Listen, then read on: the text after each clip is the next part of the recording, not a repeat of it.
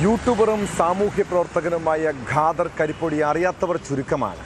കാഴ്ചയിൽ വലിയ മാന്യൻ, എന്നാൽ ഇയാളുടെ തനി സ്വഭാവത്തെക്കുറിച്ച് കൂടി അറിയണം.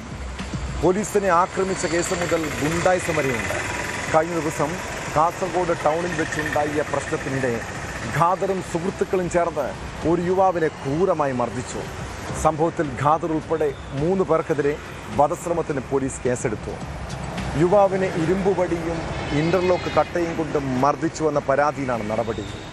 വിദേശത്ത് നടത്തിയ പണമിടപാടിനെ തുടർന്നുള്ള പ്രശ്നങ്ങളാണ് വധശ്രമത്തിന് കാരണമെന്നാണ് വിവരം.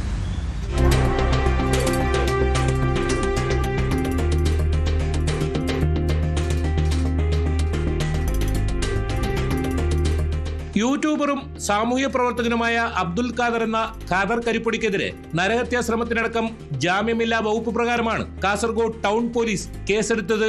ഖാദറും റാഷിദ് എന്ന സാക്കി അഷ്റഫും ചേർന്ന് പള്ളിക്കര കണ്ണംകുളം സ്വദേശി KM അബ്ദുൽ അഹദിനെ മർദ്ദിച്ച് അവശനാക്കിയെന്നാണ് പരാതി. ശനിയാഴ്ച വൈകിട്ട് കാസർഗോഡ് അണങ്കൂരിലെ ഹോട്ടലിന് സമീപമായിരുന്നു സംഭവം. അഹദും സുഹൃത്തായ ഇഷ്ക് എന്നയാളും തമ്മിൽ വിദേശത്ത് നടത്തിയ പണമിടപാടിനെ ചൊല്ലിയാണ് മർദ്ദനമെന്ന് FIR-ൽ പറയുന്നു. അഹദിന്റെ ശരീരത്തിൽ പേന കത്തി കൊണ്ട് വരയുകയും ഇരുമ്പുവടി കൊണ്ട് അടിക്കുകയും ചെയ്തു.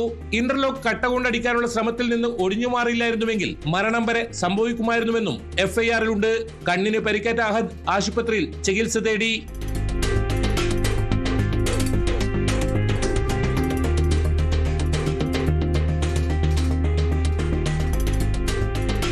അതേസമയം സാമ്പത്തിക ഇടപാടുമായി ബന്ധപ്പെട്ട് ചോദ്യം ചെയ്യലിൽ പ്രകോപിതനായ അബ്ദുൽ അഹദ് തനിക്ക് നേരെ അക്രമം അഴിച്ചുവിടുകയായിരുന്നുവെന്നാണ് ഖാദർ കരിപ്പൊടി പറയുന്നത്. നിയമ നടപടിയുമായി മുന്നോട്ടു പോകുമെന്നും ഖാദർ കരിപ്പൊടി വ്യക്തമാക്കി.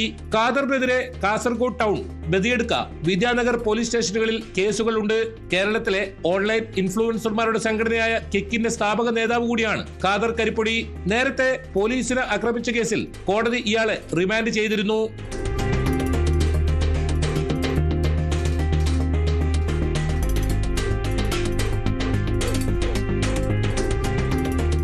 ന്യൂസ് 18 കാസർഗോഡ്.